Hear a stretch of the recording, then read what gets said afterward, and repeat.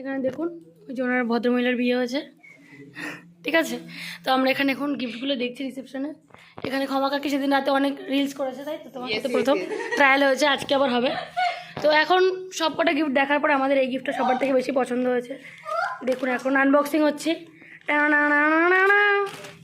দেখুন জাস্ট একটু দেখুন, একটু দেখুন বৃষ্টিতে বন্যায় ভেসে এসছে এটা।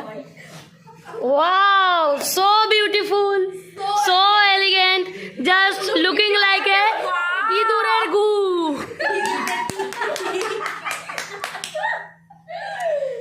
সবথেকে স্পেশাল হচ্ছে এই বক্সটা। এই বক্সটা হচ্ছে দুমুখী বক্স, দেখুন এখান থেকে।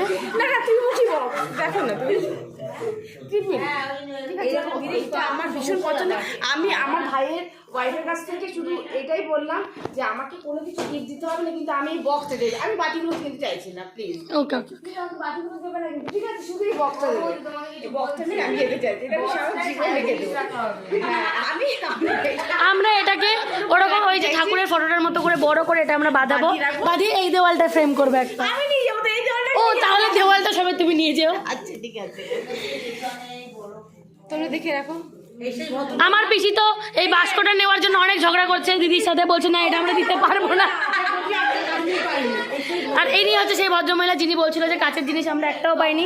তো এটা আমরা ওনাকে বাটিগুলো দিয়ে দেবো, আর এই বাক্সটা আমরা নিয়ে নেবো। ওখানে বিশুদা কিন্তু রেগে গেছে। বিশুদা বলছে বাক্স আমি কাউকে দেবো না, বাটি নিয়ে চলে যাও। বাটি হাতে বাটি দিতে চাইছে না, ঠিক আছে?